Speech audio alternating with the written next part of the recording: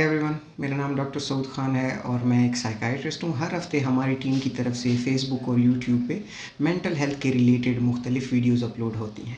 हमें सपोर्ट करने के लिए हमारा चैनल सब्सक्राइब करें, हमारी वीडियोस को लाइक और शेयर ज़रूर करें। बहुत शुक्रिया।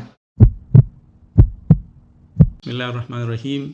आज हम जिस नफ्सियाती बीमारी के बारे में बात कर रहे हैं, उस नफ्सियाती बीमारी को हम साइंसी ज़बान में पैनिक डिसऑर्डर कहते हैं। और ये जिस तरह बाकी नफ्सियाती बीमारियां हैं, उसकी तरह ये भी एक ऐसी नफ्सियाती बीमारी है जिसमें मरीज़ को दो किस्म के अलामात होते हैं। एक किस्म के अलामात वो होते हैं जिसका ताल्लुक़ उसके ज़हन से होता है और उन अलामात को हम नफ्सियाती अलामात कहते हैं।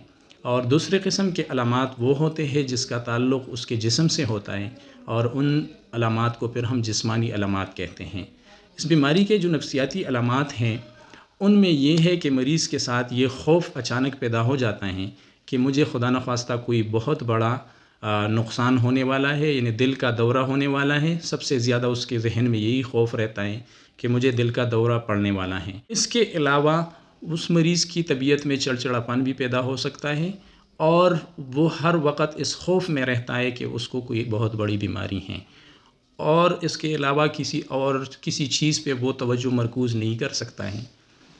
जो जिस्मानी अलामात हैं, वो जिस्मानी अलामात में सबसे जो बड़ी अलामत है वो ये है कि मरीज़ की दिल की धड़कन तेज़ हो जाती हैं, और जब उसकी दिल की धड़कन तेज़ हो जाती है तो वो जो बात की नफ्सियाती अलामत के बारे में कि उसको ख़ौफ़ लाहिक़ हो जाता है और वो फिर इस परेशानी में मुब्तला हो जाता है कि अभी मुझे कुछ दिल का दौरा पड़ने वाला है।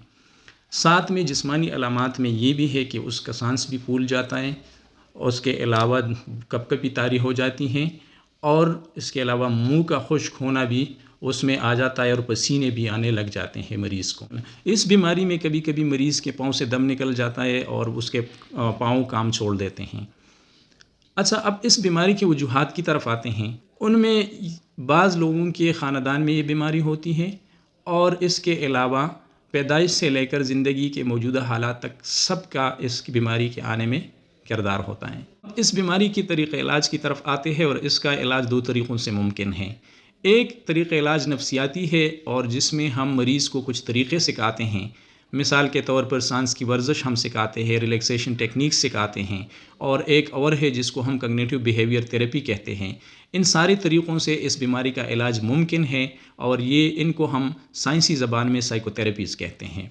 दूसरा जो तरीक़े इलाज हैं वो दवाइयों के ज़रिए, जिस तरह बाकी बीमारियों का इलाज किया जाता है, इस तरह इस बीमारी का भी दवाइयों के ज़रिए इलाज हो सकता है।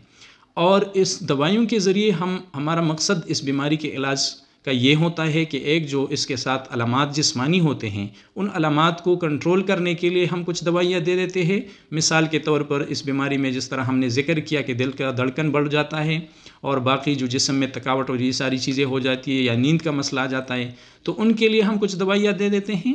और एक इसके जो ज़हनी जो हर वक्त इंसान के साथ ये ख़ौफ़ रहता है और जो ये तशवीश उसके साथ रहता है, तो उसके लिए हम अलग दवाई दे देते हैं, और उस दवाई से इसका मुस्तकिल इलाज हो सकता है। आखिर में मैं ज़रूर इस बात का ज़िक्र करना चाहूँगा कि ये एक काबिल इलाज बीमारी है, और अगर माहिर नफ्सियात से प्रॉपर तरीक़े से इसका इलाज किया जाए तो ये बीमारी मुकम्मल तौर पर ख़त्म हो सकती हैं। उम्मीद है आप लोगों को इस बात की जो पैनिक डिसऑर्डर है इसकी समझ आ गई होगी। आप लोगों का बहुत शुक्रिया।